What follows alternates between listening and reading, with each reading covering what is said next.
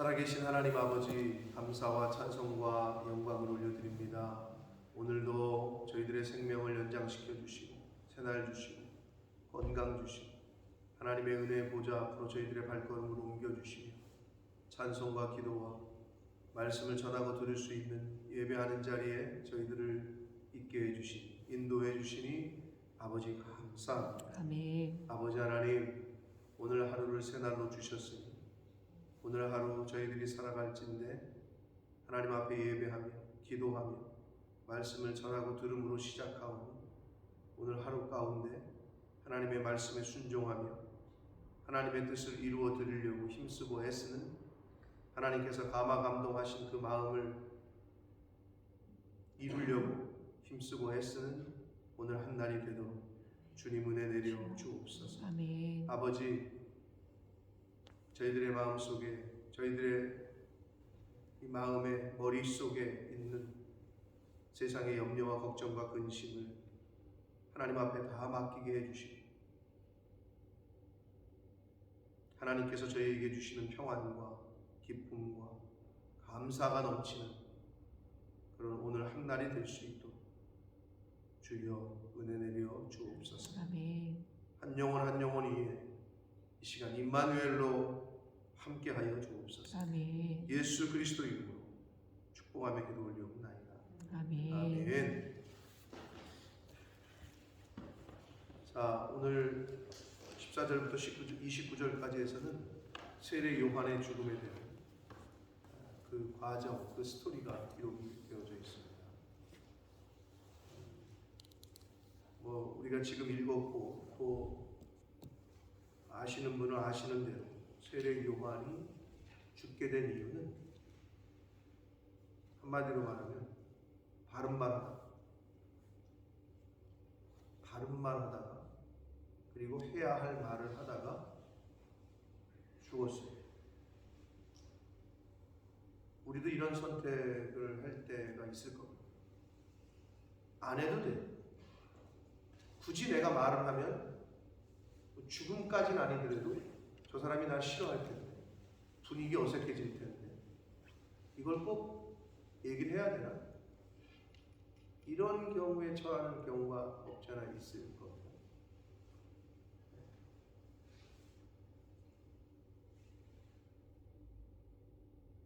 그런데 세례 요한은 자신의 사명을 감당하기 위해서 당시의 왕이었던 헤롯 왕에게 그가 행한 부정과 진리에 반하는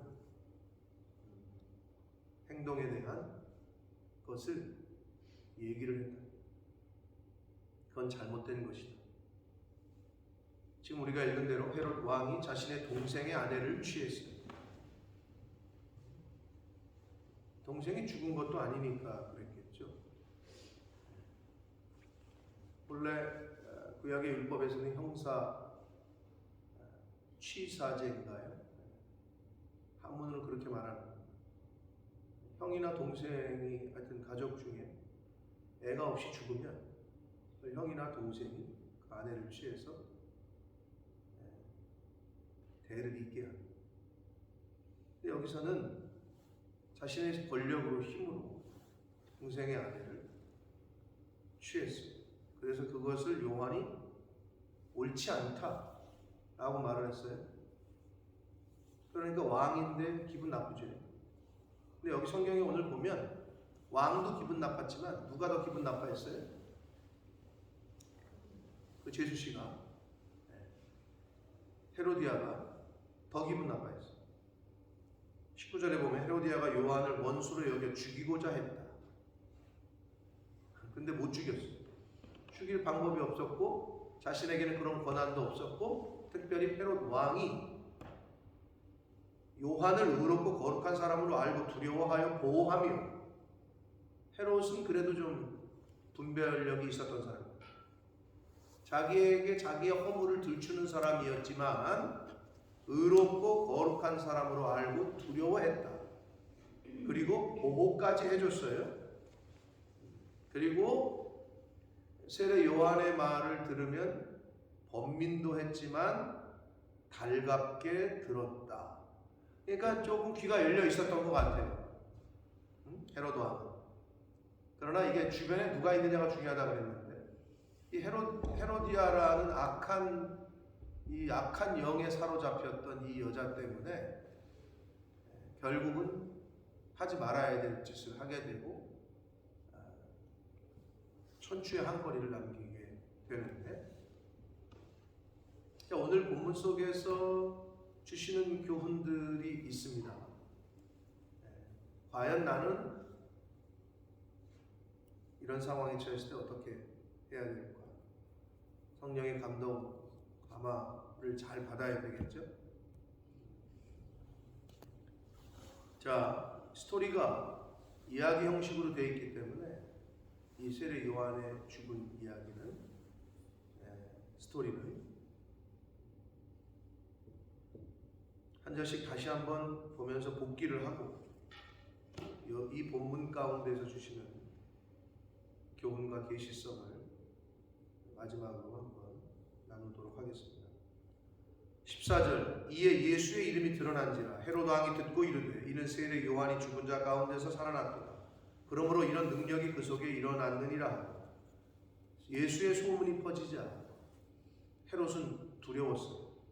자기가 죽였던 세례 요한이 다시 살아났다고 생각을 했어요. 헤롯은. 그러니까 두려움이 있는 거죠.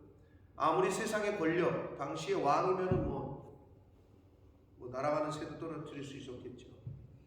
왕의 말 한마디면 다 되니까. 그러나 세상의 권력을 가졌던 헤롯 왕도 진리 앞에서는 두려워 떨었다.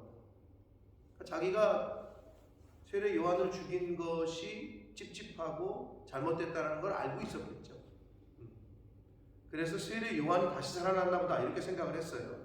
그러나 15절, 어떤 이는 그가 엘리야라고도 하고 어떤 이는 그가 선지자다, 옛 선지자 중에 하나다, 그런 사람이다 라고까지 얘기를 했어요. 그런데 헤롯은 자신의 생각을 굽히지 않았어요. 헤롯은 듣고 이르되 내가 목벤 요한 그가 살아났다. 분명히 요한이 맞다. 내가 죽였던 요한이 다시 살아난 거다. 이거 어떻게 하면 좋지? 라고 그런 두려움이 있었던 거예요. 그러면서 17절부터는 세례 요한의 죽음에 대해서 다시 언급을 합니다. 전에 헤롯이 자기가 동생 빌립의 아내 헤로디아에게 장가든 후로 이 여자를 위하여 사람을 보내어 요한을 잡아 옥에 가두었다. 이 여자를 위하여. 그러니까 여자가 자꾸 세례 요한 저 사람이 우리의 관계를 자꾸 이상하게 얘기하는데 여론이 안 좋으니 저 사람 죽여버리든지 어떻게 했으면 좋겠다. 그러니까 그 왕비죠. 이제는 자기가 왕이니까 이 왕비의 헤로디아의 말을 듣고 그 여자를 위해서 세례 요한을 옥에 가두은 거예요. 왜냐하면 이는 요한이 헤로드에게 말하되 동생의 아내를 취한 것이 옳지 않다라고 자꾸 얘기를 하니까 자신들의 치부를 드러내니까 이제 좋게 보진 않죠. 그래서 헤로디아가 요한을 원수로 여겨 죽이고자 했어요. 그러나 하지 못했어요. 왜냐? 자신에게 그런 결정권도 없거니와 헤롯 왕이 요한을 의롭고 거룩한 사람으로 알고 두려워하여 보호하며 그의 말을 들을 때 크게 번민하면서도 달갑게 들었다. 그래도 헤롯 왕에게는 들을 기가 있었어요. 그런데 마침 기회가 좋은 날이 왔으니 때가 됐어요. 곧 헤롯이 자기 생일에 대신들과 천부장들과 갈릴리의 귀인들로 더불어 잔치를 벌였어요. 여기 22절, 헤로디아의 딸이 친히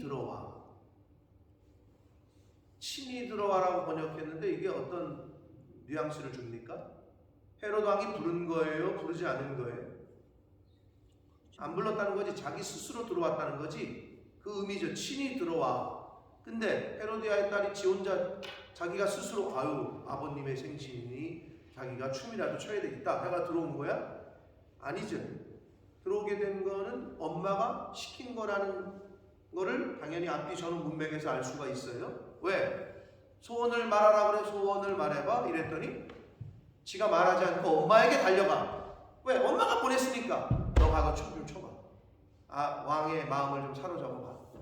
그러니까 왕이 말하니까 엄마에게 가서 엄마 어떻게 할까 상의하는 거잖아요. 그러니 여기서 헤로디아의 딸이 친히 들어와, 이거는 본인 스스로의 결정이 아니라 헤로디아가 뒤에서 조종하고 있었다라는 것을 독자들에게, 저와 여러분에게 알려주고 있는 거예요. 성경이 들어와 춤을 추어 헤롯과 그와 함께 앉은 자들을 기쁘게 했고, 왕이 그 소녀에게 이르되 무엇이든지 네가 원하는 것을 내게 구하라 라고 말을 뱉어버렸네요. 맹세하기를 무엇이든지 내가 내게 구하면 나라의 절반까지도 주리라. 왕이니까 그럴 수 있지 않냐? 하지만 이거는 헤롯 왕의 자기 분수를 모르는 어리석은 행동이었다. 겸손하지 못하고 자기 분수를 모르는 어리석은 행동을 하게 됩니다. 그러자 이 헤로디아의 딸이 나가서 어머니에게 내가 무엇을 구합니까? 했더니 그 어머니가 기회가 온 거죠. 세례 요한의 머리를 구하라 라고 말을 해요. 그래서 그가 곧 왕에게 급히 들어가야 되죠. 말을 번복하기 전에, 바꾸기 전에 급히 들어가 구하여 이르되 세례 요한의 머리를 소반에 얹어 쟁반에 얹어서 내게 주기를 원합니다. 어린애가 말이야. 자기 스스로 혼자 할 수 없는 생각이죠. 뒤에는 헤로디아가 조정을 한 거죠. 왕이 심히 근심했습니다. 왜? 왕은 세례 요한을 그렇게 죽일 마음이 없었고 의롭고 거룩한 사람으로 여겼고 심지어 보호까지 했다라고 성경은 얘기하고 있기 때문에 근심하죠. 그런데 자기가 뱉은 말 때문에, 첫 번째 자기가 뱉은 말, 그리고 앉은 사람들로 인하여 그를 거절할 수 없다. 이게 무슨 말이죠? 앉은 사람들로 인하여가 무슨 말이에요? 많은 사람들 앞에서 왕이 말을 뱉었잖아요. 근데 이거를 거두면 자기 체면이 어떻게 돼? 자기 체면 때문에 그 얘기예요. 아니 체면이 아니라 체면의 할아버지라도 잘못된 거는 내가 말을 실수했다 뭐 이렇게 번복을 해야 되는데, 고쳐야 되는데 사람들이 그래요. 분위기상 저 사람들이 다 들어버렸네. 아이씨 어떡하지? 잘못된 걸 알아. 그럼 거기서 돌이켜야 되는데 그냥 keep going 하는 거예요. 헤롯 왕이 지금 그러고 있는 거죠. 그 사람들이 자기를 쳐다보고 있습니다. 그 알량한 체면 때문에. 그래서 왕이 12병 하나를 쫄병을 보내서 요한의 목을 쳐가지고 가져오라고 하니까 요한을 못 빼어 그 머리를 소반에 쟁반에 얹어다가 소녀에게 주니 소녀가 이것을 어머니에게 주었다. 그리고 요한의 제자들이 듣고 와서 시체를 가져다가 장사했다 라고 성경은 말합니다. 자, 이게 요한의 죽음의 스토리입니다. 이제 저를 보세요. 성경을 더 이상 보실 건 없습니다. 그럼 도대체 여기서 주시는 계시성이 뭐냐? 이 요한의 죽음 가운데서 우리가 느낄 수 있는 건 뭐냐? 일단 세례 요한이 죽게 된 원인은 서두에 말씀드린 대로 뭐예요? 해야 할 말을 했고 할 말을 했기 때문에 자신의 사명, 선지자로서 시대에 잘못된 그 시대 가운데 악한 것, 잘못된 거를 지적하고 얘기를 해주는 자신의 사명을 본인은 감당한 거죠. 그러다 죽은 거예요. 근데 이제 우리도 하나님의 자녀로서, 크리스찬으로서 이 시대를 살아갈 때 뭐 죽음까지는 아니더라도 아까 서두에 얘기한 대로 이거를 아닌 건 아니라고 얘기하고 긴 건 긴 거라고 얘기해야 되는데 사람들의 분위기를 보고 이 말 꺼냈다가 괜히 내가 뭐 책임지기도 싫고 또 사람들이 나를 이상하게 보는 것도 싫고 그럴 때가 있을까요? 없을까요? 있죠. 그런데 많은 사람들은 거기서 그냥 침묵합니다.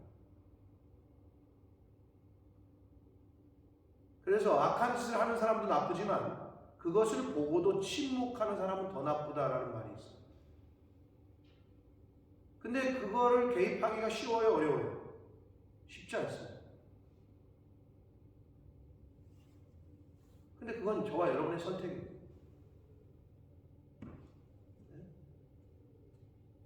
세례 요한은 자신의 사명을 감당하려고 이야기를 언급을 했던 거예요. 선지자니까. 시대가 어려워질수록 선지자로서의 사명을 감당해야 해요. 왕 같은 제사장으로 우리를 불렀다고 하셨고, 우리가 거룩한 나라로 주의 백성으로 이 시대를 살아가면서 복음 전하는 것이, 진리를 전하는 것이 때로는 어색하고 때로는 관계를 어렵게 할 것 같은 생각들, 이런 생각들이 들 때가 있죠. 그래서 우리는 복음 전한다고 아주 죽이진 않잖아요. 근데 복음을 전하면 죽이는 곳이 있어요. 그렇죠? 복음을 전하면 감옥에 가두는 곳이 있어요. 그렇진 않잖아, 아직은 우리가. 세례 요한의 이 정신을 우리가 좀 생각을 해봐야 돼요. 자, 그리고 여기서 헤롯 왕이 세례 요한과 헤로디아 사이에 범민을 합니다. 이거는 뭘 말하느냐? 진리와 거짓, 선과 악 가운데 끼어 있어 헤롯 왕이. 그래서 세례 요한을 보면은 거룩하고 의롭고, 그래서 그의 이야기를 들으면 거북스럽긴 한데 달게 듣고, 헤로디아를 보면은 이거 자꾸 여기 잡아 죽이라 그러는데 내가 이뻐가지고 마누라 삼은 여잔데 말을 안 듣자니 바가지를 긁고, 그 중간에 껴있어.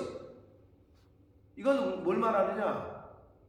빛과 어둠 사이에 껴있는, 그리고 선과 악 가운데 있는, 진리와 거짓 가운데 중간에 서 있는 많은 사람들의 모습을 예표하고 있는 거예요. 헤롯 왕이 범민을 했다 그랬잖아요. 마누라는 이렇게 얘기하고, 세례 요한을 보니 그렇진 않고, 말을 들으면 거북스럽지만 맞는 말이고. 그런데 헤롯 왕은 잘못된 선택을 하게 되죠. 그럼 저와 여러분은 이럴 때 어떻게 할 거냐는 거죠. 진리와 거짓, 선과 악, 빛과 어둠 사이에서 어떻게 할 거냐는 거죠. 헤롯 왕 같은 선택을 하지 않게 되시기를 축복합니다. 헤롯 왕 같은 선택을 하면 안 돼요. 근데 많은 사람들이 헤롯 왕 같은 선택을 하거나 또는 선택을 아예 안 해버리지. 그게 뭐야? 침묵하지. 그냥 침묵해. 즉 아무 액션을 취하지 않아. 왜? 액션 취했다가는 어색해질 것 같고 곤란해질 것 같고, 이런 경우들이 분명히 살면서 있단 말이에요. 그거는 하나님의 사람으로 믿는 자로서 여러분의 각자 선택 가운데 이제 살면서 하셔야 되는 선택입니다. 헤롯 왕은 범민하다가 결국은 잘못된 선택을 하게 됩니다.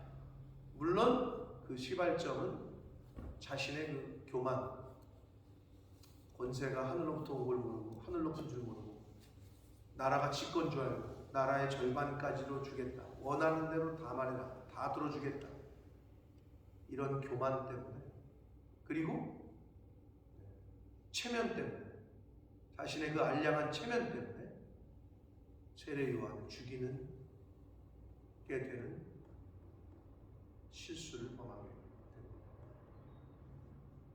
우리도 그럴 수 있다. 이런 실수를 범할 수 있어요. 여러분, 이게 아니구나 하면은 체면이고 뭐고 그냥 돌이키시는 게 좋아요. 이게 아니네. 그러면 잘못했습니다 라고 그 자리에서 인정하는 게 좋아요. 그런데 그 얼굴이, 그 체면이라는 게 뭔지 누가 지적을 하면, 여러분 그런 사람들 있죠.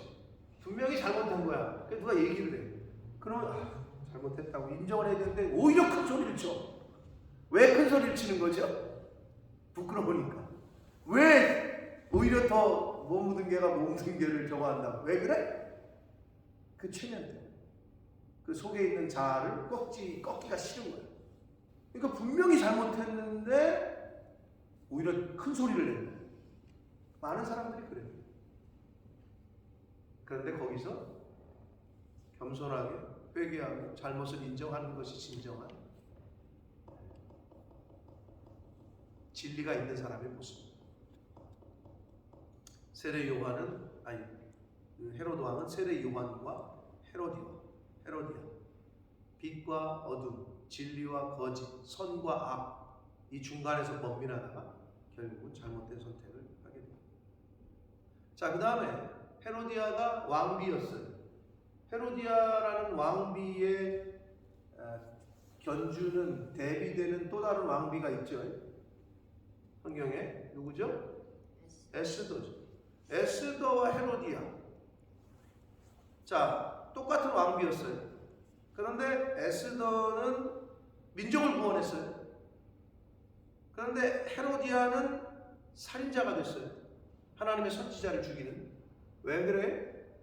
에스더는 성령에 붙들렸고 헤로디아는 사단에 붙들린 결과예요. 누구에게 붙들림을 받느냐에 따라서 살인자가 될 수도 있고 나라를 구하고 민족을 구할 수도 있습니다. 여러분, 2차 세계대전이 진짜 일어날까? 그렇게 크게 확산이 될까? 생각한 사람 거의 없었겠죠. 그 당시. 지금 푸틴이 핵무기를 담당하는 군인들에게 레디를 시켰다고 해요. 속보로 떴어요. 만약에 한 명의 우리가 흔히 말하는 또라이가 핵을 쏘게 되면, 어저께 얘기 들어보니까 1,몇백 개가 있대, 핵탄두가. 만약에 쏘잖아요? 그럼 3차 세계대전이 일어나는 거예요. 미국을 비롯한 나토 가만히 있겠어? 핵을 쐈는데? 그때는 러시아에 핵 수십 개가 떨어질지도 모르요. 그러면 걔네는 또 가만히 있겠어? 갖고 있는 1,몇백 개를 다 쏘겠지. 그러면 이제 지구는 거의 우리가 흔히 영화에서 보는, 여러분, 만약에 버튼을 하나 누르잖아요. 그 순간 지구는 거의 초토화된다고 보시면 돼요. 숨을 데가 없어요. 죄송하지만. 한 개가 아니야. 핵탄두가. 그 옛날 히로시마에 떨어졌던, 나가사키에 떨어졌던 그거보다 더 센 개발된 핵탄두가 1,몇백 개래요. 러시아에만. 그럼 이쪽에 가만히 있겠냐? 근데 만약에 이걸 진짜 토라이 선택을 해서 누르잖아요. 그럼 누를까? 이런 생각 하잖아요, 우리가. 아마 2차 세계대전 때도 그랬을 거예요. 세계대전이 일어날까? 근데 일어났잖아. 굉장히 상당히 심각한, 우린 여기 지금 전쟁의 포격 소리가 안 들리잖아요. 근데 우크라이나는 지금 거의 아비규환입니다.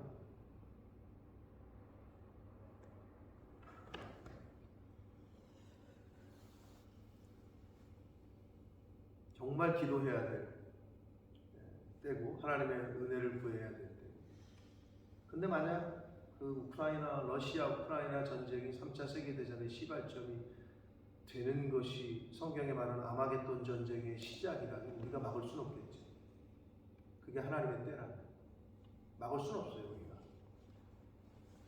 근데 이 푸틴이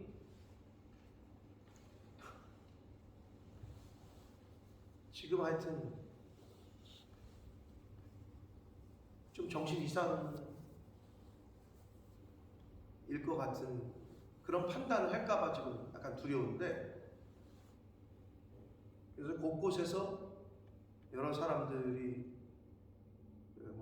일어나고 있는 것 같은데, 러시아 국영방송, 러시아의 방송사니까 푸틴이 정부에서 갖고 있는 방송사의 한 앵커가 양심선언 같은 걸 했죠. 생방송 시간에 피켓 들고 이거 러시아 전쟁하는 잘못된 거다. 이거 푸틴은 잘못한 짓을 하고 있다. 목숨을 거는 거죠. 아마 죽지 않았을까 생각이 들어요. 생방송 중에 그거를 내보냈다. 이런 사람들이 지금 막 주변에서 일어나고 있고, 우리가 뭐 할 수 있는 건 없기 때문에 여러분 기도해야 돼요. 그 전쟁이 평화스럽게 잘 마무리되도록 기도해요. 잘못된 선택을 하게 되면 수많은 사람들이 죽게 될 텐데, 우리가 하나님의 때와 뜻을 모르기 때문에 기도하는 수밖에 없습니다. 직접 가지 않는 이상, 우리나라 이근 대위라고 국제의용군에 참여를 해서 지금 난리가 또 났죠. 전쟁 터지고 나서 우리나라는 이제 그 우크라이나의 출국을 금지를 시켰는데, 이 UDT 출신의 하여튼 특수부대 출신의 이근이라는 사람이 방송에도 많이 나왔다. 국제의용군, 그러니까 용병, 우크라이나를 돕겠다고 우크라이나에 들어갔어요. 전쟁 도와주겠다고.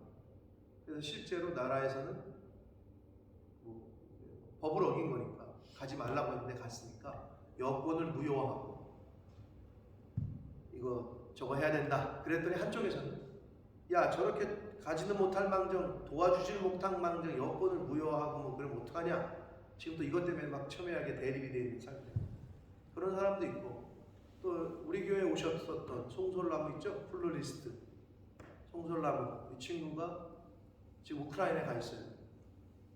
그래서 그 접경 지역에서 우크라이나 피난민들을 돕는 일에 자기가 직접 가서 하겠다고 거기 가 있어요. 지금 어디 가서 연주를 안 하고 연주 계획 잡혔던 거 다 그냥 그 마음에 그런 마음이 있으니까 갔겠죠. 우리는 마음이 있어도 잘 실행으로 못 옮기는데 그 친구 거기 가 있더라고 지금. 그래서 지금 난민들 도와주는 일에 역할을 하고 있어요. NGO도 지금 못 들어가는 판인데 뭐 그런 친구들이 있더라고. 은사기도 하고 뭐 사명을 받았으니까 갔겠죠. 근데 여러분 저희는 못 가잖아요. 알고 있으면서도. 뭐 전쟁을 하러 가는 것도 아니고 피난민들 도와주러 직접 가는 것도 아니니까 그럼 기도해요. 오늘이라도 아니면 생각나실 때라도 꼭 하나님의 은혜를 구하시기를, 우크라이나와 러시아의 전쟁이 잘 평화롭게 이제 좀 끝나기를 위에서 기도하는 저와 여러분이 되어야 될 줄 믿습니다. 하나님에게 붙들렸던 에스더는 민족을 구원했고, 사단에게 붙들렸던 시기와 질투와 이런 것으로 가득 찼던 헤로디아는 세례 요한을 죽이는 살인 교사범이 되고 말았습니다. 우리가 말씀에 붙들려야 되고 하나님에게 붙들려야 되는 이유가 여기 있습니다. 그리고 또 한 가지는 받아들이기 힘드실지 모르나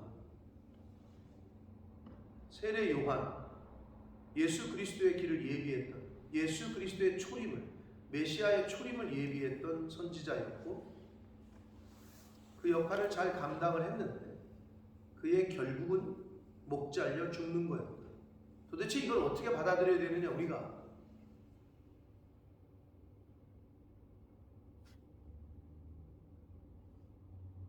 죄송하지만 이 땅에서 사는 날 동안에 하나님의 종으로, 하나님의 사람으로서 충성하고 헌신하더라도 이 땅에서의 보상은 없을 수도 있습니다. 세례 요한처럼. 다 누구나 보상을 원하죠. 내가 이렇게 열심히 충성하고 헌신했는데 도대체 나는 뭐지? 알겠다고요. 하나님 천국 가서 좋은 데 가고 면류관 받는 거 좋아요. 그런데 나도 이 땅에서 좀 형통하고 싶다고요.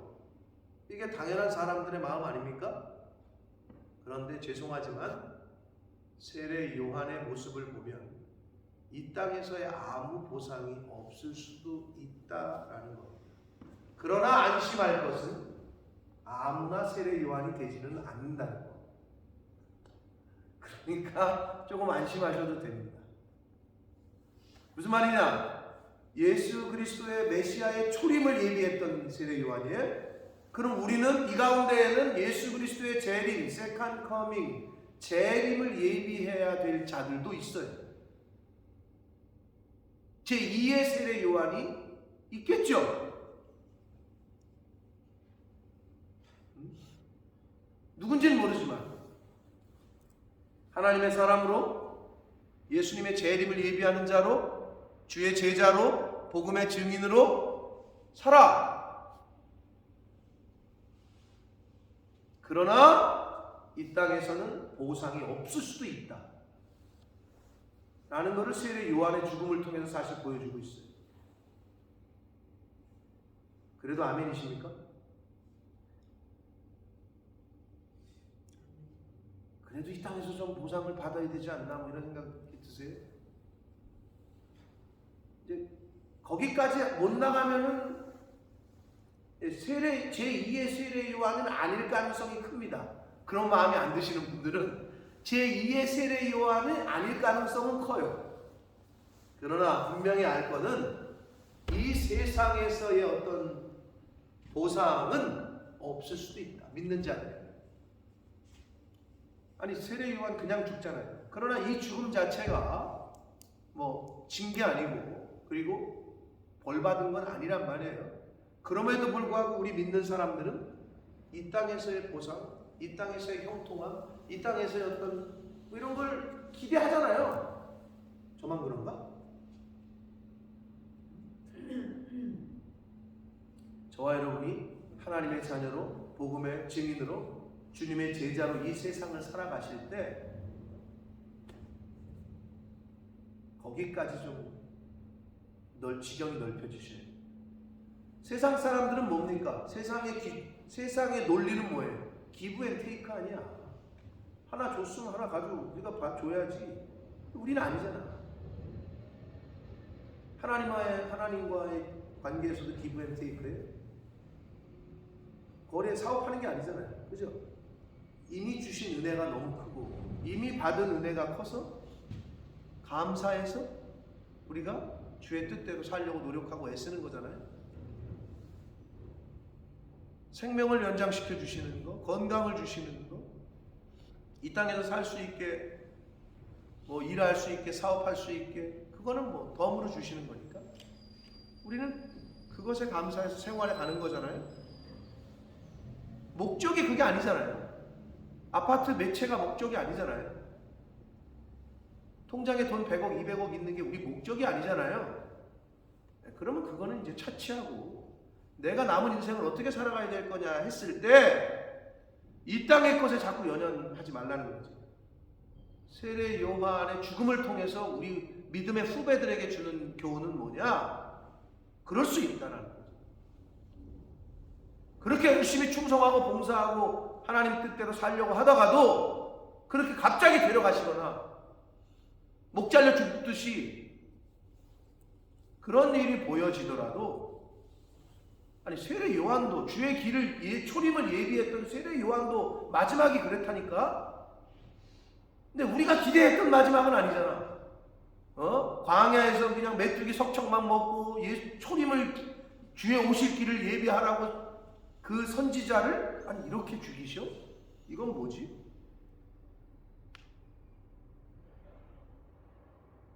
사랑하는 성도 여러분, 결국은 이 세상의 것에 우리가 연연해서는 안 돼요. 연연하는 순간 목적이 흐려집니다. 연연하는 순간 우선순위가 바뀝니다. 우선순위가. 그게 바뀌어버려요. 그러면 어떻게 돼요? 우리의 정체성이 흐려져버려요. 우선순위가 바뀌고 목적이 흐려지는 순간 내가 사는 이유, 내가 오늘 살아가는 이유에 대한 그 목적과 우리의 영적인 아이덴티티가 흐려져 버려요.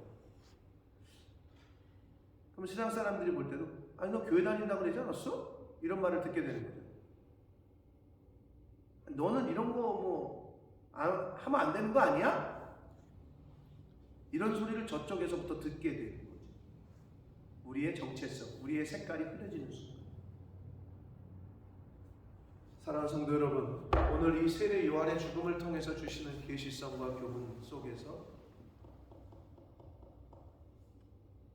하나님이 세례 요한에 부르시는 방법이 이런 방법으로 부르셨어요.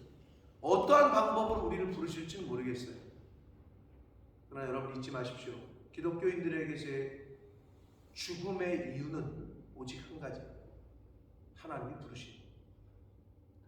교통사고 때문에 죽는 것도 아니고 암으로 죽는 것도 아니고 우리가 이 세상을 떠나는 유일한 단 한 가지 이유는 하나님이 부르신.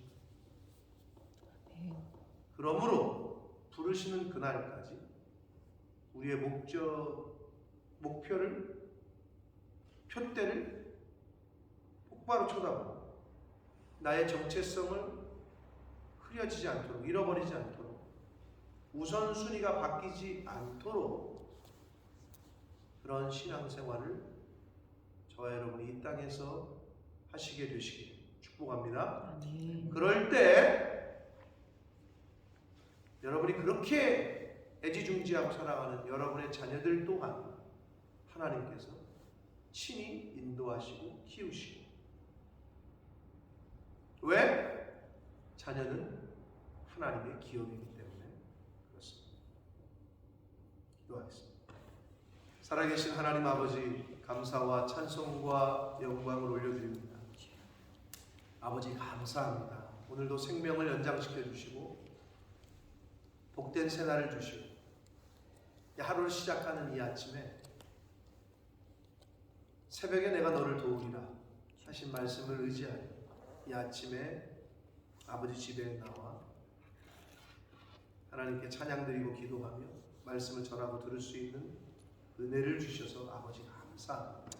아버지 하나님, 오늘 주신 말씀들을 통해서 그 과정 가운데 나에게 주시는 감화 감동하시고 깨닫게 하시는, 결심하게 하시는, 또는 회개케 하시는 그러한 순간이 있었다면 성령 하나님,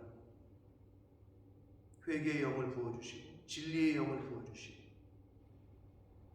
성령을 부어주셔서 오늘 하루 가운데 내가 품어야 될 생각을 품게 하시고 해야 될 일들을 하게 하시고 버려야 될 것들을 버리고 오늘 하루를 살아가는 동안에 하나님의 영의 인도하심을 따라 순종하는 복된 한 날이 되도록 주님 은혜 내려 주옵소서.